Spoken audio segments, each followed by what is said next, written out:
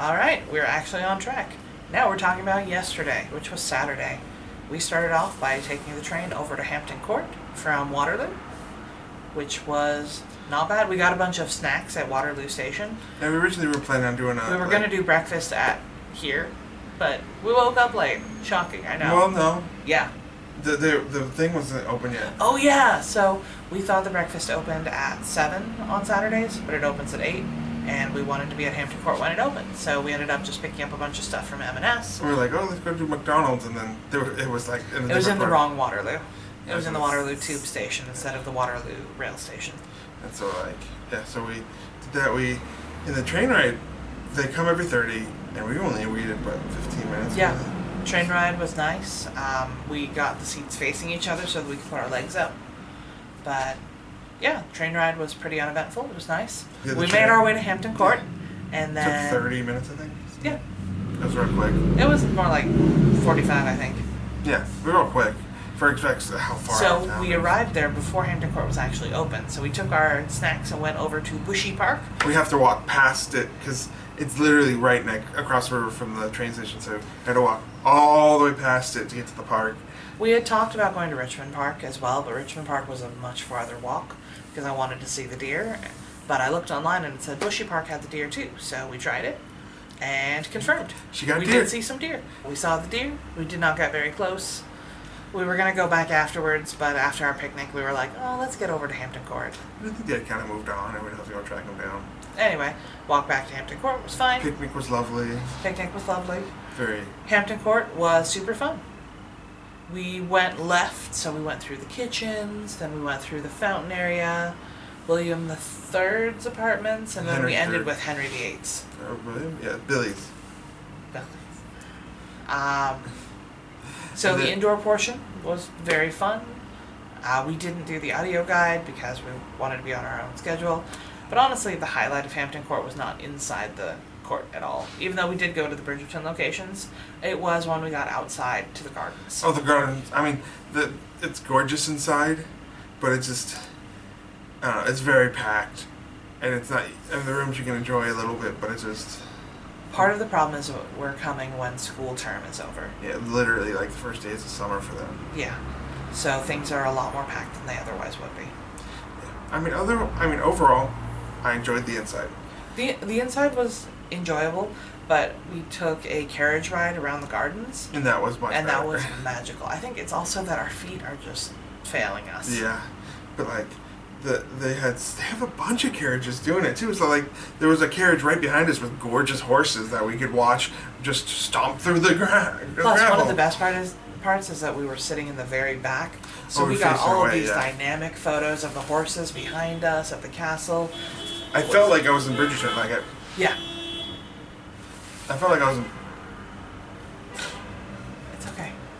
I felt like I was in Bridgerton. Like we were like a couple that got stuck on the back of the carriage leaving a ball because it was all full and they needed to go, and so it felt very, very fun. It was fun. I really enjoyed that. We walked through the rest of the gardens. We saw the grapevine. Oh, the grapevine is fantastic. I like that more than I thought it would. Yeah, we don't like wine, but we like that. And then they had those little tiny pocket gardens, squares. Those are fun. We went to the shop, which had a lot of the similar stuff to Tower of London, which kind of surprised me. I don't know if that's just in the weird COVID world, or if that's normal, but I kind of wanted more in the gift shop that was more unique. Yeah. And they had a couple things, but they were like... There was another thing where the customer service was... Oh, cashiers took forever. It wasn't that it was just that it was two cashiers. It was that it was two cashiers moving slow as molasses with equipment that wasn't working. Yeah, and like at one point, the guy in front of us bought something very expensive, and like the cashier and someone else had to like do a manual override. And like his card kept denying, so they had to do it a certain way, and then they had to pack it specially because it's so expensive, and then by that time that guy was like there for 20 minutes. Okay, it's like, what did he buy? Jewelry. That's the only thing that's that expensive in there. Yeah. So he watched, and then we finally got up there, and we were in and out like. We were just buying a magnet and a pen. Yeah. Did we get a bag? I don't know.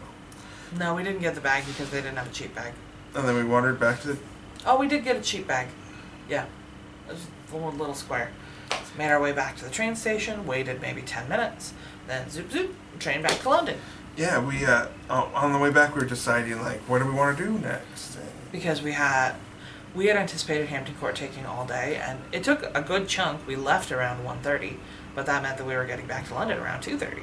So, what do we do at 2:30? We head over back to Portobello Road to look at antiques. I had mentioned in the morning, it'd be nice if we could do more antiquing. And so we had the time, so we did it. So we, instead of riding all the way back to Waterloo, we got off at Wimbledon and caught up with the rail line, or the tubes and stuff. And that was a fun adventure. A lot of interesting transfers. Yeah. My goodness, we spent a lot on the tube yesterday. Yeah, and we didn't even. It felt like we didn't even hit the cap. We didn't hit the cap. And we left the station, walked across the street, got to another station. It was fun. But we got to Portobello Road. And started off with halloumi fries again, just because gotta get halloumi fries for the road. Yeah, and he's with Riggio this time later in the day, because Riggio only do it when he first opens, and the better because his fryer was hotter. And it was delicious. We walked around, got a teacup from Mom. Yeah, so many. The thing is, Portobello Road has priced out most tourists, because we got prices on a lot of teapots, and they ranged from a rather new teapot for £35 to one that I fell in love with that was like over 800. It's 88. Yeah. But it was gorgeous. It was fluted flowers and stuff. It was very ornate. We did end up getting, we were looking for door knockers, but we found these really pretty swan hooks for hanging, so we're going to put those in my bathroom. Yeah, they had some big, massive ones that are like $400, and it's just like, you pick that thing up, everyone in the house is going to hear you. Yeah. But what we learned is, if you're in London, there's a guy who specializes in door knockers. I found him by searching door knockers London or something like that on Google Maps, and he has like a giant store, but he's only open like normal business hours during the week, and on the weekends only by request. And it was Saturday, so he was closed. Yeah. So if you're looking for a door knocker in London, he's the guy to do it. He's over by Borough. So afterwards, we had to make the tough call. Do we go back to our hotel room and drop off the stuff, or do we go straight to the theater for Lion King? And we made the choice of, you know what, this is our one day, we're not going to go back to the hotel room. So we ended up going straight over to Chinatown. We ate at a lovely restaurant. We ate at Sanchu Dim, right in the heart of Chinatown. We ate outside. The guy was like really up on our waters. He's like, oh, so much. He's like walking, and he's like, oh, very hot. Need water. And we got a lot of dim sum. Yeah, we got some noodles. It was great. Really, chicken, 10 out of 10. Chow mein, and there was like a sampler appetizer platter that was the only thing that wasn't the rib on it was good, except for it was hard to do with the mask. Yeah. Because we're pulling down the mask. But it was delicious. Oh, yeah, that road was some of the best Chinese food that we've had. And we ate outside, and there was just constant stream of people. It was interesting, though. He specifically mentioned, put your phones away because they will be taken. Yeah, he's like, don't put your phones on the table. And he was like, okay. And so we just left our phones in wrist straps when we could. So we made our way over to the Lyceum Theater for The Lion King. And we just walked it, too. Yeah. It's a little long walk, but...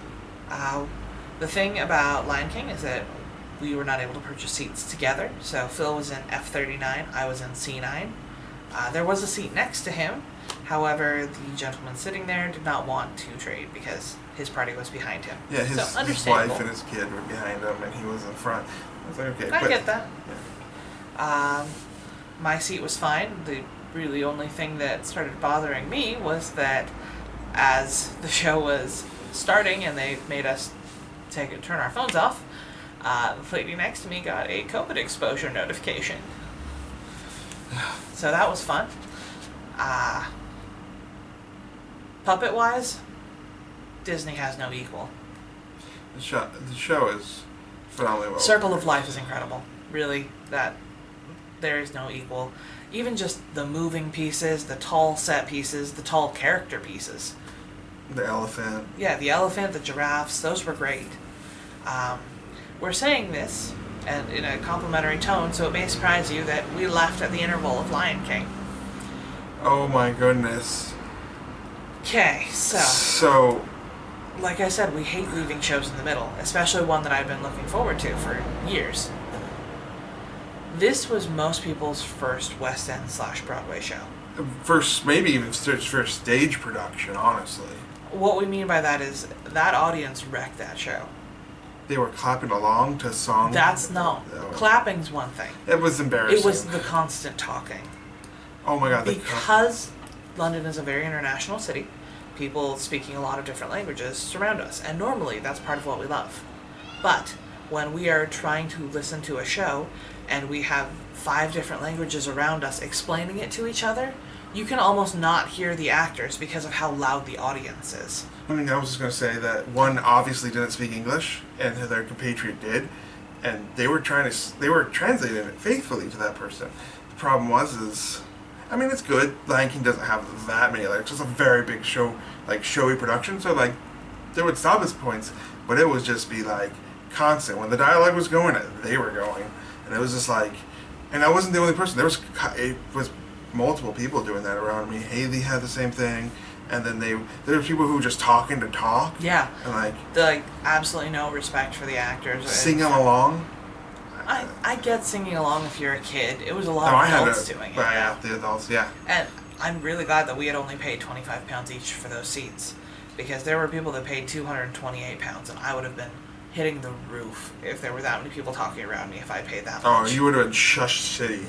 I mean, Phil even shushed someone, and you know it's a big deal if Phil shushes someone. And I try not to shush the translating. It was just the couple behind me having a conversation about how much they like Zazu in the original and stuff. And it was just like, guys. That's a conversation to have in the intermission.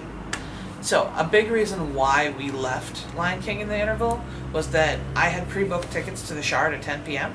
And we're like, oh, he's joking and said, well, we weren't going to be able to do that because we got Lion King unless we leave an interval. We had booked the Shard tickets before we had booked the Lion King tickets, so I thought that, that would just be our thing for the night. But then when we got the Magical Mondays thing and actually landed Lion King tickets, I figured, Sure, to we'll watch, it's free anyways. We've already done it. We have the London Pass. But it was nice to have something fun to go do because we're depressed. Lion King was a stinker. Oh my god, I can't believe we walked out of that show. I mean, if it was... The show itself wasn't a stinker. It was the audience that wrecked it. If there was an experienced audience... I don't even need it to be experienced. I mean, the basest level of respect for the performers.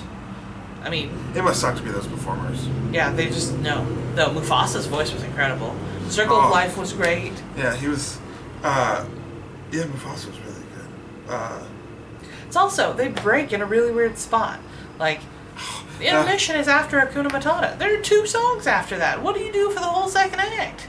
Like, and it's interesting is because, like, they could have cut it right before. Like, they do... Right when Mufasa dies. They stage it perfectly. He goes up into the clouds. There's a sad song. Boom. Yeah, intermission. And they do it so well. With That's like, what you should have. Linus is crying, and they go into it more than they did in the movie with the transition of him dying and, like, Scar taking... Like, control, introducing the Scar was fantastic. I loved Scar was great. Oh, that guy was good. But, yeah, so they did a really good transition of, like, him on this dais and stuff, and it was just... And then cut it there. Okay. And then start with the Kumar. So we went over to the Shard, went straight up to the top, got some mocktails. It was beautiful. Didn't spend a really long time. But just enough time to enjoy the view, We've done it before. One thing that I really liked that they changed, they do not allow sitting anymore. We don't know if they don't allow it. No one was doing it. No one was doing it. Before, like, the other times that we had been there, people would camp out and just sit there so that no one else could see. Then they'd just take a spot by the window and sit. Everyone just, like, moved around the way they should. So that was lovely. Yeah, they got to use the loo with a view. Yeah, which was nice. It was hot. But other than that, it's the best loo with a view. And then we made our way back to the hotel after waiting half an hour for a bus that was supposed to come. It was a 15-minute bus frequency, and, like, we had just missed the one before us, so we were supposed to wait another 15, right? But no, that bus was running 15 minutes late, and so that bus was packed, and there was a huge amount of people trying to get on that bus, and then the next bus pulls up right behind it, the same route, just the next 15-minute one because he's 15 minutes late. And so he just left the group and went to the one behind. And Yeah. it was no one on it. It was wonderful. It was lovely. I submitted our Uber Eats order to get She didn't tell me. our doner kebab from Capital Kebab, The our last kebab one. shop. So that arrived. We arrived at the hotel. Phil stayed downstairs. I soaked my poor broken little feet. Then we ate our kebabs, and we've been up/asleep/up/asleep Taking ever naps, since yeah. We're pretty much ready midnight. back. I just need to tech pack. Pack the tech bag.